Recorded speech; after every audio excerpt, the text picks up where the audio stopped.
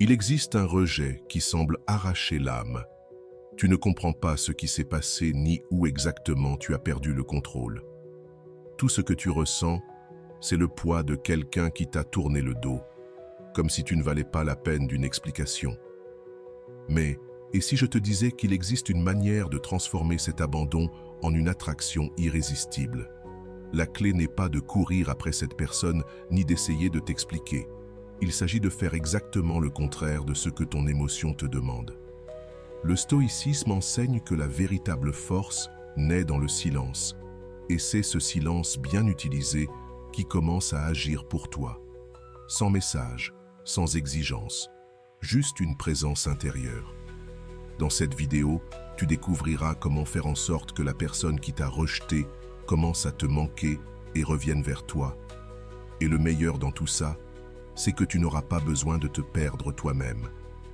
Quand quelqu'un te rejette, la douleur ne vient pas seulement de la fin de la relation. Elle provient de la rupture, d'un reflet émotionnel. Tu t'attendais à être choisi, à être bien accueilli, et soudain, tout ce qui était chaleur se transforme en distance. Le rejet réveille de vieilles peurs, la peur de ne pas être assez, la peur de la solitude, la peur de ne plus être rappelé. Et alors naît le réflexe le plus commun et le plus destructeur, courir après. C'est un mouvement presque automatique. Ton instinct te dit que si tu insistes encore un peu, si tu t'expliques mieux, si tu montres à quel point tu tiens à cette personne, peut-être qu'elle changera d'avis, peut-être qu'elle verra ta valeur et reviendra, et tout sera réglé.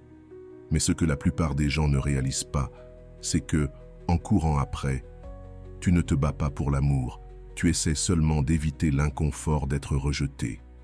Et dans cette tentative désespérée de récupérer ce qui est perdu, tu te perds toi-même. Du point de vue du stoïcisme, c'est une trappe émotionnelle classique.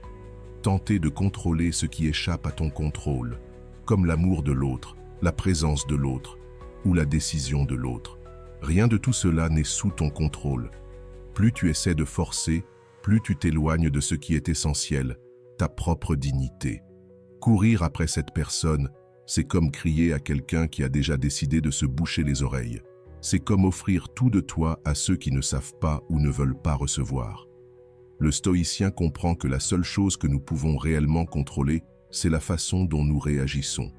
Et ne pas réagir à l'abandon avec désespoir est l'un des plus grands actes de force qu'un être humain puisse accomplir, parce que ce n'est pas naturel. Tout en toi veut agir, envoyer un message, demander des explications, montrer ta valeur. Mais si tu fais ça, tu perds l'opportunité la plus puissante de changer le cours des événements, l'absence avec intention. L'absence, quand elle vient d'un lieu de respect de soi, a un poids que les mots n'ont pas. Elle ne crie pas, mais elle parle plus fort. Elle n'exige rien, mais elle dérange. Elle n'oblige personne, mais elle laisse des marques. Quand tu choisis de ne pas courir après, tu choisis de rester dans le silence. Et ce silence agit comme un miroir que tu tiens devant l'autre personne. Dans ce miroir, elle voit le vide qu'elle a laissé et commence à se demander si tu as avancé, si tu l'as oublié, si tu as trouvé quelque chose ou quelqu'un de mieux. Avant de continuer, si tu es nouveau sur ma chaîne, profite pour t'abonner et activer la cloche pour continuer à recevoir mon contenu et t'aider à vivre une vie beaucoup plus épanouie. L'esprit humain déteste les espaces vides. Et cette absence génère une doute plus douloureuse que la certitude de ta présence. Mais cet effet ne se produit pas si tu agis sous l'impulsion. Le jeu change quand tu agis consciemment, quand tu réalises que ta présence est trop précieuse pour être dispersée là où elle n'est pas désirée. Il ne s'agit pas d'orgueil, mais d'estime de soi. Tu ne joues pas pour gagner quelqu'un, tu choisis de ne pas te perdre pour personne. Et cette position est rare. Il est rare de voir quelqu'un ressentir de la douleur et pourtant ne pas se trahir. Quelqu'un qui sait que le manque de réciprocité n'est pas une raison pour se diminuer. La plupart des gens essaient de récupérer en étant plus présents. Toi, tu vas faire le contraire. Tu vas te retirer avec classe, tu vas te taire sans dramatiser, tu vas continuer ta vie sans fanfare. Et c'est précisément là que la rareté commence à créer quelque chose. Ce qui est rare se fait remarquer. La présence insistante est ignorée. Mais l'absence qui reste fermement en place, sans demander d'attention, commence à provoquer de l'inconfort. La personne sent qu'elle a perdu l'accès à toi et plus encore, elle sent qu'elle n'a plus de pouvoir sur toi. Cela perturbe profondément ceux qui pensaient t'avoir en main. Et l'essentiel, c'est qu'en ne poursuivant pas cette personne, tu te rends à toi-même. Tu sors du centre de l'anxiété pour entrer dans celui de la conscience. Tu ne cherches pas à reconstruire ce qui est à l'extérieur, tu reconstruis ce qui est à l'intérieur. Il ne s'agit pas seulement d'attirer à nouveau l'autre, c'est une conséquence si cela arrive, tant mieux. Sinon, tu seras déjà dans un endroit beaucoup plus intégré, et le retour de cette personne ne sera plus une nécessité, mais une décision consciente. La poursuite, en revanche, est une négociation avec désespoir. C'est là que tu te regardes dans le miroir et que tu dis « Je ne suis pas suffisant. J'ai besoin d'être accepté par ceux qui m'ont rejeté. » Cette posture devient addictive. Chaque fois qu'on te rejette et que tu cours après, tu renforces en toi l'idée que l'autre a plus de valeur que toi. Et chaque fois que cette tentative échoue, tu t'effondres un peu plus. Ton identité commence à se fragiliser. Tu commences à te voir à travers les yeux de ceux qui ne te voulaient pas. Mais quand tu laisses tout tomber, que tu respires et que tu choisis de te retirer, quelque chose en toi commence à se réorganiser. Tu ressens la douleur, bien sûr, mais tu ne te laisses pas emporter par elle. Tu ressens l'absence, mais tu comprends que cette carence ne te définit pas.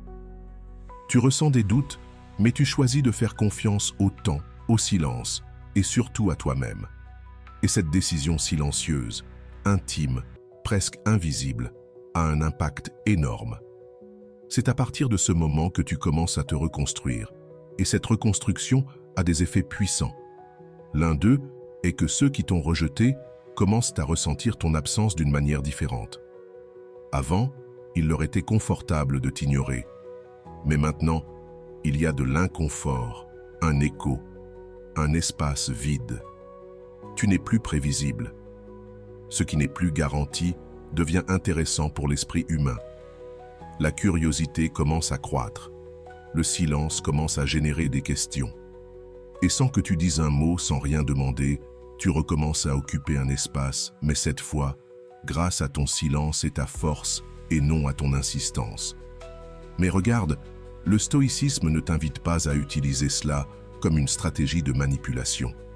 Ce n'est pas un tour pour faire revenir l'autre. C'est avant tout un chemin de guérison personnelle, un processus de reconnexion avec ta propre valeur. La beauté de cela, c'est que lorsque tu te tournes vraiment vers l'intérieur, lorsque tu te reconstruis véritablement, le retour de l'autre n'est plus une condition pour ton bonheur. Tu comprends que ce qui semblait une perte était en réalité une libération. Ce qui semblait être la fin était en fait le début de son tournant émotionnel. Et puis, si par hasard l'autre revient, il ne trouvera pas la même personne. Il trouvera quelqu'un de plus complet, de plus serein, plus conscient de sa propre valeur. Et la décision d'accepter ou non ce retour sera sienne, non par orgueil, mais par clarté. Tu évalueras si cette présence s'ajoute à ta vie ou si elle ne fait que répéter de vieux schémas. Et c'est ça, la liberté. Alors, ne cours pas après lui. Pas parce que tu ne ressens rien, mais parce que tu ressens tellement que tu choisis de ne pas te jeter au sol pour ceux qui n'ont pas eu le courage de rester. La douleur du rejet ne doit pas être guérie par plus d'exposition. Il faut y faire face avec le silence, la fermeté et la présence intérieure. Le stoïcien ne mendie pas. Il ressent, il respire et il choisit avec sagesse. Le rejet ne définit pas qui tu es. Sa réaction, si. Et quand ta réaction n'est pas la colère, tu ne protèges pas seulement ta dignité. Tu allumes dans l'autre une flamme de doute qui peut se transformer en regret. Et lorsque cela se produit, quand tu tiens bon et que l'autre revient, tu n'es plus au même endroit qu'auparavant.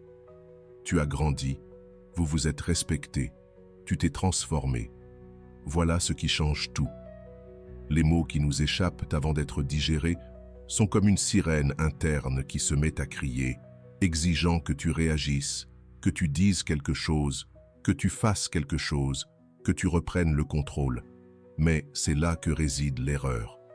C'est précisément dans ce moment juste quand tout en toi crie d'urgence, que tu as le plus besoin d'un instant de repos. Contrôler sa réaction est peut-être la compétence émotionnelle la plus sous-estimée qui existe. Il est facile d'agir quand on est calme. Le véritable défi commence lorsque tu es dérangé, ignoré ou blessé. La réaction instinctive n'est souvent pas un acte de force, mais un reflet de la douleur. Et cette douleur, lorsqu'elle n'est pas filtrée, devient des attitudes qui ne servent qu'à t'éloigner encore plus de ce que tu veux. Au moment du rejet, ce que tu fais définit ce qui viendra après. Et c'est ici que le stoïcisme devient une arme puissante. Il ne te dit pas de réprimer ce que tu ressens, mais il t'enseigne à ne pas laisser ce que tu ressens devenir un comportement destructeur. Parce que quand tu exploses, tu te poursuis, tu envoies des messages impulsifs, tu essaies de prouver quelque chose à toi-même. Tu n'agis pas avec clarté, tu essaies seulement d'étouffer la douleur, de montrer que tu es toujours là, demandant inconsciemment à l'autre de valider cela. Mais cela ne fonctionne jamais, car personne ne se demande qui a perdu le contrôle, et personne ne regrette ceux qui demandent de l'attention. Le silence n'est pas de la froideur, c'est une décision. Une décision de ne pas réagir à la chaleur de l'émotion, de ne pas céder ton pouvoir à quelqu'un qui clairement n'est pas prêt à le valoriser. Il est possible que la personne qui t'a rejeté ne se rende même pas compte de l'impact que cela a eu. Peut-être a-t-elle agi sur un coup de tête ou a suivi un instinct égoïste sans mesurer les conséquences.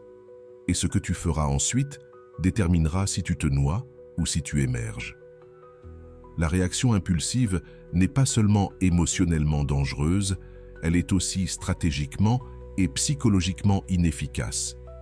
Ce qui déstabilise vraiment quelqu'un qui t'a rejeté, ce n'est pas un long texte avec des affirmations, ni une discussion pleine d'arguments, ni une série de messages sans réponse. Ce qui trouble l'esprit, c'est le vide. C'est le silence sans explication. C'est l'espace que tu laisses quand tu refuses de participer au jeu émotionnel de l'autre. Parce que, vois-tu, quand tu réagis de manière excessive, tu confirmes le pouvoir que l'autre a sur toi. C'est comme si tu lui disais « Tu m'as détruit et maintenant tout ce que je fais tourne autour de toi ». Cela ne suscite ni respect, ni nostalgie.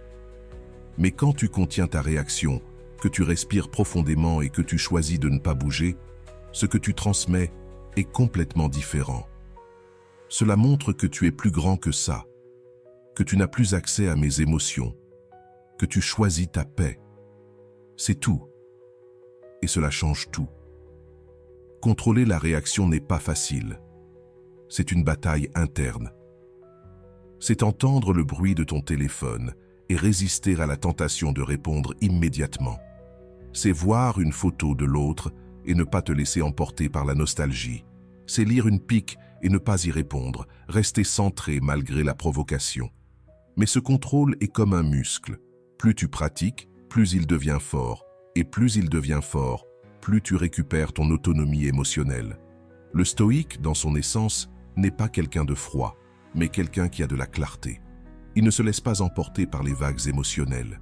Il observe, il ressent, mais il choisit d'agir avec un but, non par impulsivité. Et cette attitude, lorsqu'elle est appliquée dans les relations, est transformative. Elle démontre une présence intérieure. Tu ne te caches pas, tu te préserves. Tu ne fuis pas, tu choisis de ne pas t'offrir à ceux qui ne savaient pas comment te recevoir. Les gens réagissent de façon excessive parce qu'ils pensent qu'ils doivent prouver quelque chose. Mais la vérité, c'est que ce qui te rend inoubliable pour quelqu'un qui t'a rejeté, ce n'est pas l'intensité de ta réponse, mais la profondeur de ton silence. Quand l'autre se rend compte que tu n'essaies plus de le convaincre de quoi que ce soit, il commence à se demander pourquoi. Et c'est dans cette question que naît le regret. De plus, contrôler ta réaction est un cadeau que tu te fais à toi-même. Cela te protège de la culpabilité, de la honte et du regret d'avoir dit ce que tu n'aurais pas dû. Cela te place dans un lieu de force silencieuse où réside la dignité. Parce que si la douleur est inévitable, qu'elle serve au moins à te relever et non à t'enfoncer davantage.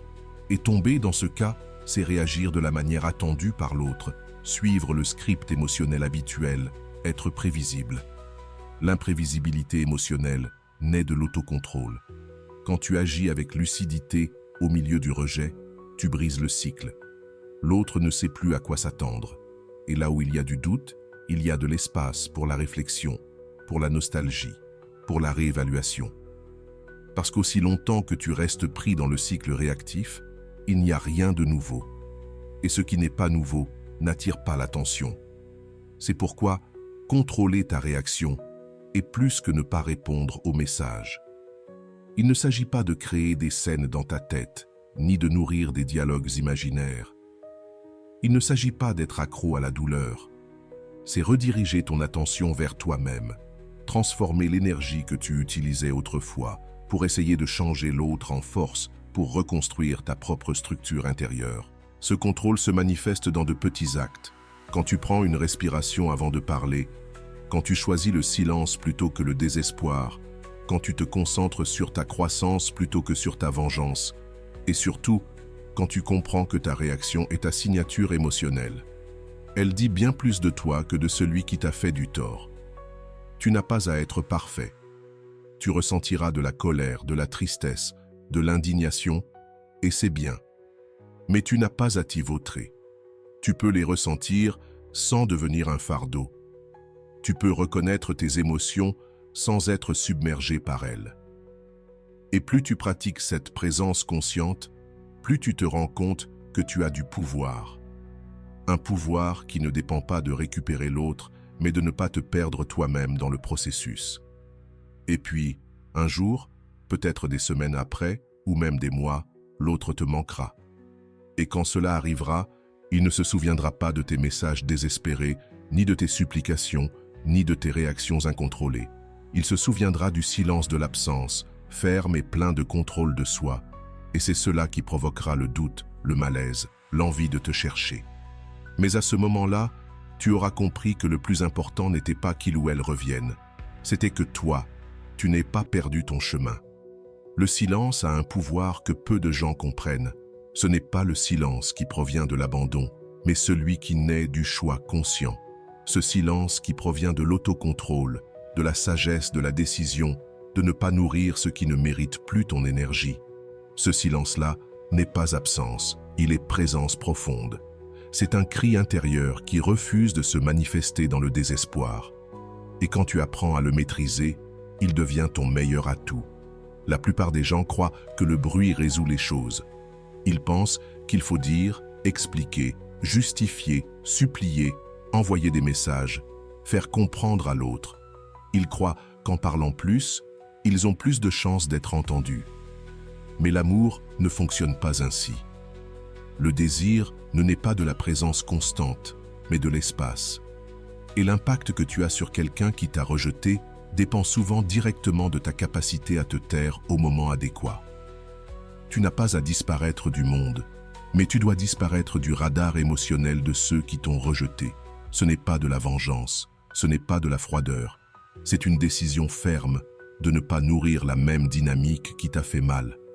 Parce que chaque message que tu envoies, chaque pic que tu publies, chaque tentative de paraître bien ou meilleur est une réaction qui révèle un besoin.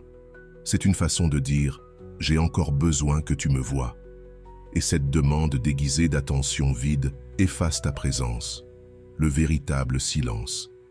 Cela commence à l'intérieur.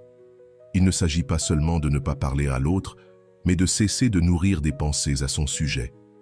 Il s'agit de cesser de créer des dialogues dans notre esprit, de cesser de chercher des signes, des indices, des réponses. C'est le silence intérieur qui est nécessaire. Ce silence est peut-être la partie la plus difficile, car l'esprit a été conditionné à chercher ce qu'il a perdu, à essayer de comprendre, à prédire. Mais la liberté naît lorsque tu arrêtes de vouloir tout comprendre et que tu commences à accepter les choses telles qu'elles sont. Maîtriser le silence, c'est savoir que tu n'as pas besoin de mots pour être souvenu. Parfois, ton absence peut être plus frappante que n'importe quel discours. Ce n'est pas l'explication qui crée la nostalgie, mais le vide bien placé. Ce vide existe dans l'intervalle entre ce qui a été et ce qui aurait pu être. Et ce vide n'existe que lorsque tu arrêtes de le remplir avec des tentatives incessantes. Si vous êtes arrivé jusque-là, écrivez en commentaire « Moi aussi, je mérite d'être aimé ». Dans le stoïcisme, le silence n'est pas de la lâcheté, mais la prise de conscience qu'il n'a aucun sens de discuter avec quelqu'un d'indifférent. C'est sage de se rendre compte que certaines batailles ne se gagnent pas en attaquant, mais en se retirant. Et ce retrait n'est pas une fuite, il est stratégique. Ce n'est pas pour manipuler l'autre, mais pour te protéger, te préserver, te prioriser. C'est un type de retrait qui n'est pas un échec, mais un mouvement vers toi-même.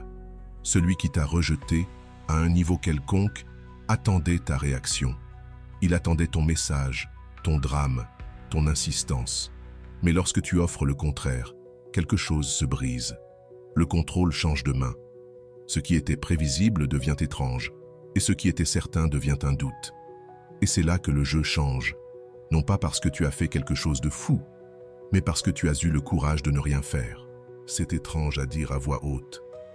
Ne rien faire, c'est faire tout ce qu'il faut. Mais quand il s'agit de l'impact émotionnel, c'est une vérité puissante. Le silence nous dérange, il soulève des questions, génère de la tension. Et cette tension est essentielle pour que l'autre commence à réfléchir. Si tu t'expliques tout le temps, tu soulages le malaise de l'autre. Mais quand tu te tais, le malaise grandit. Et c'est là que naît la conscience. Le silence te redonne ton pouvoir. Tu cesses de te gaspiller, de te faire du mal en cherchant à être entendu. Tu arrêtes de t'épuiser en attendant des réponses qui ne viennent pas. Et ce repos émotionnel est libérateur, car tu réalises que tu n'as besoin de rien d'autre que de toi-même pour commencer à guérir. Et plus tu guéris dans le silence, plus l'autre ressent ton absence. Il y a un point crucial à comprendre ici. Tu ne maîtrises pas le silence pour que l'autre revienne. Tu maîtrises le silence pour qu'en cas de retour de l'autre, tu sois une personne différente, plus centrée, plus entière, plus libre. Parce que s'il s'agit de recommencer quelque chose, que ce soit avec une nouvelle version de toi, et non avec celle qui était blessée, anxieuse, désespérée d'attention. Le silence est l'espace où cette nouvelle version de toi commence à émerger. Les gens ont peur du silence, parce qu'ils le confondent avec de la faiblesse. Ils pensent que ceux qui ne réagissent pas ont perdu. Mais c'est tout le contraire, ceux qui réagissent impulsivement révèlent leur fragilité. Celui qui se tait révèle son contrôle. Ce n'est pas facile, ça fera mal, cela te dérangera, ça créera de l'anxiété les premiers jours.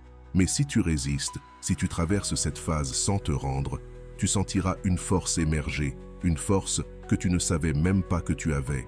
Alors, peu à peu, l'autre commencera à le ressentir. Il se rendra compte qu'il a perdu l'accès à toi. Il sentira qu'il ne te touche plus de la même manière, qu'il ne reçoit plus tes réponses émotionnelles comme avant. Et ce changement est puissant, car l'esprit humain est poussé par le besoin de contrôle. Lorsqu'il réalise qu'il a perdu ce contrôle, il cherchera à le récupérer.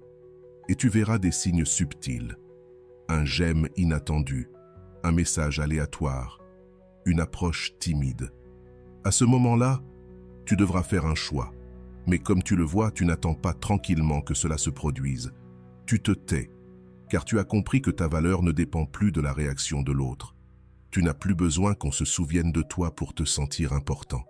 L'absence de l'autre n'enlève rien à sa présence dans ce monde. Et tu n'as plus besoin de prouver quoi que ce soit à personne.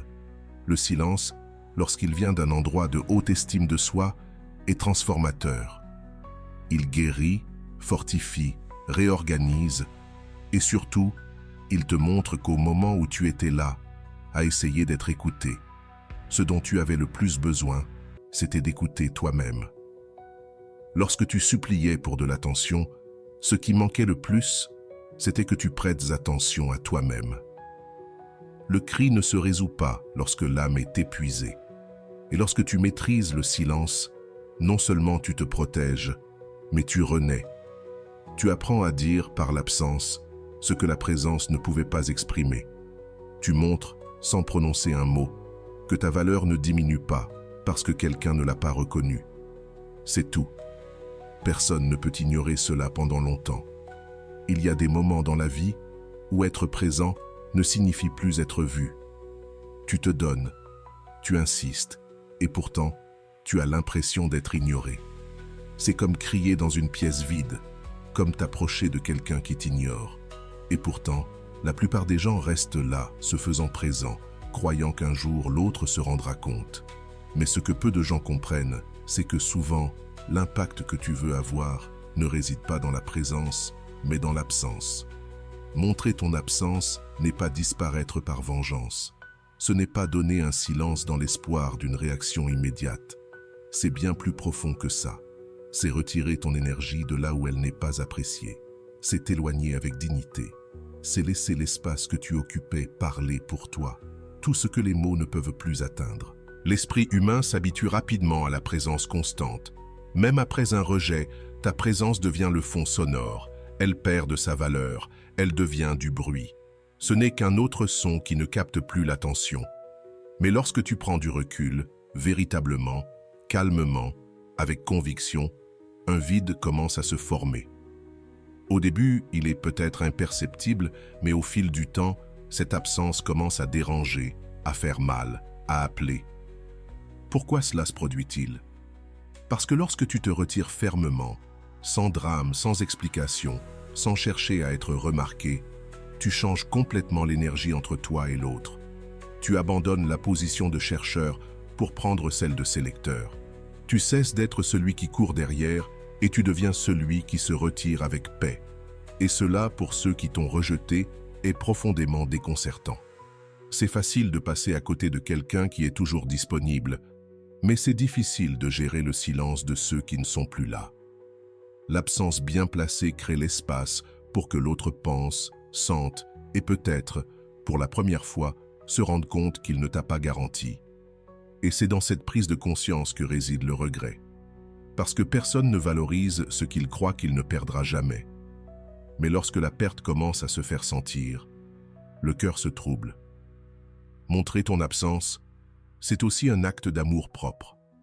C'est reconnaître que tu as déjà donné tout ce que tu pouvais à ce moment-là et que continuer à t'offrir à ceux qui ne savent pas recevoir est injuste pour toi. La seule façon de préserver ta santé émotionnelle est d'interrompre le flux de la délivrance. Et cela demande du courage, une présence intérieure, de la maturité. Beaucoup confondent absence et indifférence, mais ce sont des opposés. La personne indifférente passe simplement à autre chose. L'absent, lui, se retire par choix.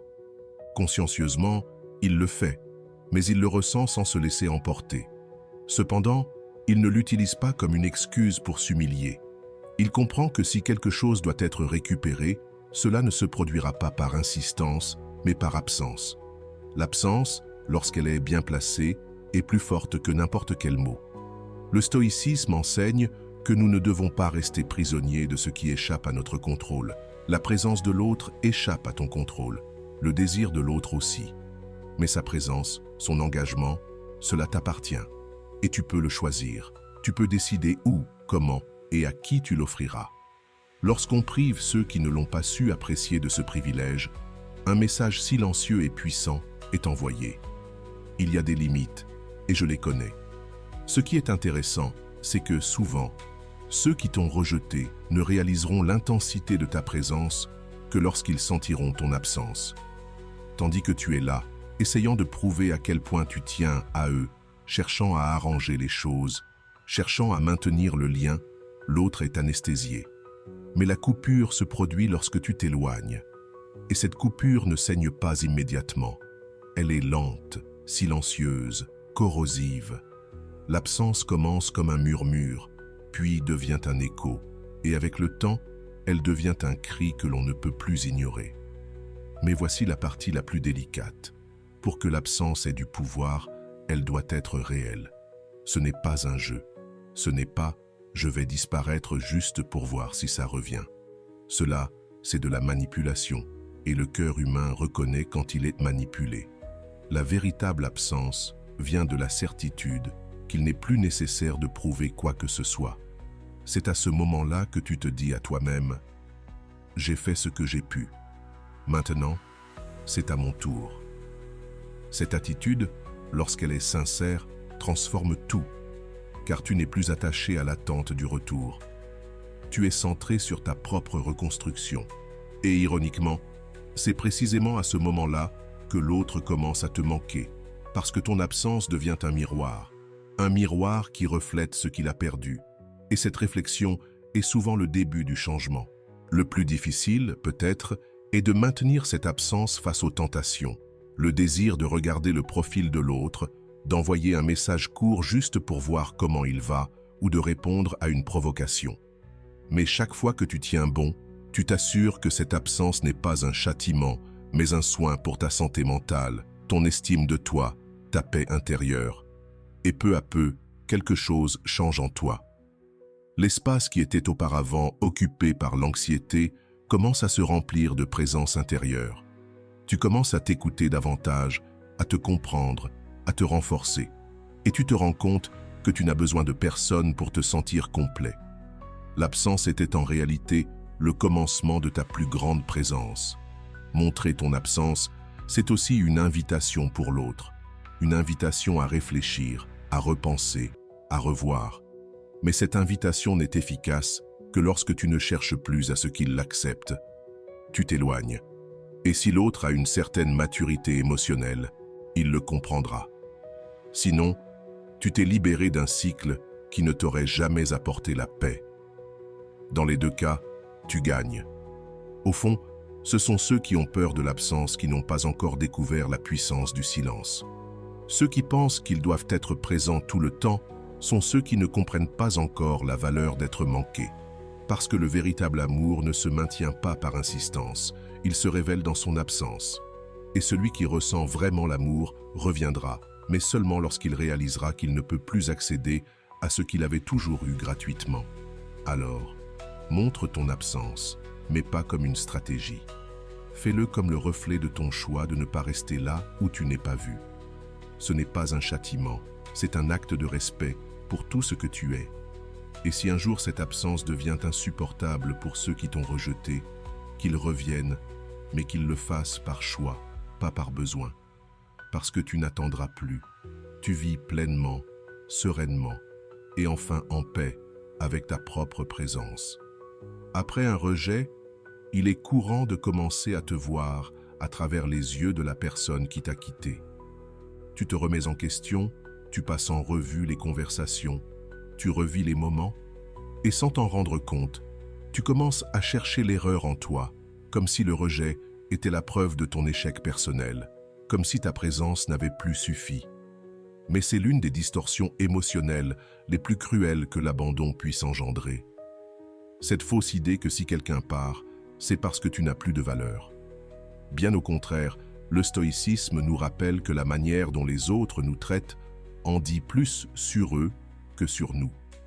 Et que notre valeur ne dépend pas de ceux qui nous reconnaissent, mais de ce que nous sommes lorsque personne ne nous regarde. Valoriser ta présence, c'est commencer à te souvenir de tout ce que tu offres lorsque tu es auprès de quelqu'un. C'est te reconnecter à l'impact silencieux que tu crées simplement par ton existence, par le fait d'être là, de ressentir, d'écouter, de soutenir, de construire. Tu n'essaies pas de te convaincre que tu es spécial, tu te donnes juste le droit de t'en rendre compte sans dépendre du regard de l'autre. Et lorsque tu commences à faire ce mouvement, tout autour de toi change. Tu cesses de te demander « Pourquoi ne m'aimait-il pas ?» Et tu commences à te demander « Pourquoi ai-je accepté de rester dans un endroit où ma présence n'était pas reconnue ?» Cette inversion de perspective est puissante, car elle déplace le focus de la carence vers ce qui importe réellement. Toi, ton histoire, tes choix, tes douleurs, tes vertus. Valoriser ta présence, c'est comprendre qu'elle est un cadeau et que tout le monde n'est pas prêt à le recevoir. Certains vivent encore en mode automatique, dans l'immaturité émotionnelle, dans l'ego surdimensionné. Et cela ne diminue en rien ce que tu es. Le problème, c'est que trop souvent, tu as donné ta présence à ceux qui n'étaient mis pas prêts, à ceux qui ne savaient que recevoir, mais qui ne savaient pas offrir, à ceux qui confondaient disponibilité et faiblesse. Et c'est pour cela qu'après un rejet, le premier pas est de ne pas courir après l'autre. Le deuxième est de contrôler ta réaction. Le troisième est de maîtriser le silence. Le quatrième est de montrer ton absence. Mais le cinquième, et peut-être le plus important, est de revenir à toi-même et de te reconnaître à nouveau. Pas pour la douleur, mais pour la lumière. Valoriser ta présence, c'est plus que de l'estime de soi, c'est de la conscience. C'est savoir combien tu contribues, même dans le silence. C'est te rendre compte que ta capacité à écouter, à étreindre, à te soucier, à être présent dans les détails, a de la valeur. C'est laisser de côté le besoin d'être accepté et commencer à choisir où il vaut la peine de rester. Parce que lorsque tu ne valorises pas ta présence, tu finis par te donner à n'importe quel espace qui s'ouvre à toi. Et cela te fragmente, te fatigue, te fragilise. Mais quand tu commences à traiter ta présence comme quelque chose de sacré, tu changes ta manière de te positionner dans les relations. Tu cesses de mendier et tu commences à choisir. Tu n'acceptes plus les miettes émotionnelles, tu ne te contentes plus de demi-mesures, parce que tu sais que ta présence mérite réciprocité. Et la réciprocité n'est pas un luxe, c'est le minimum. Ce qui est fascinant, c'est que lorsque tu commences à te valoriser, le monde autour de toi le ressent. L'énergie change, la posture change, ta présence devient plus solide, plus ferme, plus magnétique. Et alors, ceux qui t'ont rejeté commencent à sentir ce changement, à distance, non pas parce que tu as fait une scène, mais simplement parce que tu as cessé de t'annuler. Et cette nouvelle vibration dérange, attire et parfois même agace. Tu ne cherches plus à prouver quoi que ce soit, et cet être devient tellement rare à une époque où tant de personnes ont besoin des autres qu'il devient irrésistible. Celui qui t'a perdu commence à le ressentir, non pas à cause de l'absence, mais en raison de la présence qui se refuse désormais à être gaspillée. Ceux qui ne t'ont pas su reconnaître commencent à se demander ce qu'ils ont perdu, car ton énergie n'est plus là, à orbiter autour de l'autre. Elle est revenue au centre, pour toi. Et attention, cela n'a rien à voir avec de l'arrogance, c'est de la clarté, de l'équilibre émotionnel, c'est la maturité. C'est toi qui assumes enfin le rôle de protagoniste de ta propre vie, en cessant de dépendre de l'approbation des autres comme mesure de ta valeur. C'est fini. Le temps où tu mendiais des espaces qui ne te soutiennent plus. Tu n'as plus besoin de diminuer ton énergie pour t'adapter à des relations superficielles. Valoriser ta présence, c'est aussi accepter que tout le monde ne te verra pas. Et cela, ce n'est pas un problème. Ce n'est pas ton travail de convaincre les autres de ce que tu mérites. Ton travail, c'est d'agir de façon à ce que ta vie elle-même chasse ce qui n'est pas pour toi et fasse ressortir ce qui est réellement fait pour toi. Parfois, cela nécessite de la solitude. La solitude est souvent le prix à payer pour l'intégrité, car ceux qui se valorisent vraiment préfèrent être seuls que mal accompagnés. Ils préfèrent attendre patiemment que se vendre à bas prix, préfèrent préserver leur dignité plutôt que de négocier leur essence. Et ce type d'attitude ne fait pas seulement monter ton énergie, il sélectionne, sans effort, qui entre et qui sort de ta vie. Au moment où tu commences à considérer ta présence comme un cadeau, tu changes la donne. Car tu n'es plus là par nécessité, mais par choix. Et c'est ce qui déstabilise le plus ceux qui t'ont rejeté. Cette personne comptait en réalité sur ta dépendance, sur ta fragilité, sur ta nécessité d'être vue. Mais maintenant, face à quelqu'un qui est suffisant par lui-même, qui se reconstruit, qui se met en priorité, elle ne sait plus comment agir. Et ironiquement, c'est à ce moment précis que l'esprit de l'autre commence à se remuer. Il commence à se souvenir des moments où tu étais là, entier, disponible, vulnérable. Il commence à réaliser qu'il a perdu quelque chose qui peut-être ne reviendra pas. Et ce sentiment est dévastateur pour ceux qui un jour ont cru qu'ils t'auraient pour toujours. Tout à coup, tu deviens quelque chose de rare, pas par ton absence, mais par la nouvelle présence que tu incarnes. Celui qui ne se force pas, qui ne supplie pas, qui ne traîne pas, mais qui simplement est. Valoriser ta présence, c'est l'ultime étape du changement, car tu n'es plus dépendant du retour de l'autre. Si cela revient, tant mieux. Sinon, tu as appris à prendre soin de toi. Tu as appris à te choisir toi-même et tu as compris que la plus grande erreur qu'on puisse faire dans une relation, c'est de s'oublier soi-même pour essayer de sauver l'autre. Maintenant, quiconque souhaite marcher à tes côtés devra le mériter. Pas par arrogance, mais par respect. respect pour le chemin que tu as parcouru, pour la douleur que tu as traversée, pour la conscience que tu as construite. Et ça ne se négocie plus. Et si tu as senti que cette vidéo a parlé à ton âme plus que n'importe quel autre message, alors abonne-toi à la chaîne, car ceci n'est que le début de ton changement. Si vous voulez une autre vidéo sur ce sujet, écrivez en commentaire « J'en veux encore plus ». J'espère vous revoir dans une autre vidéo. Merci pour ton temps, prends soin de toi et à bientôt.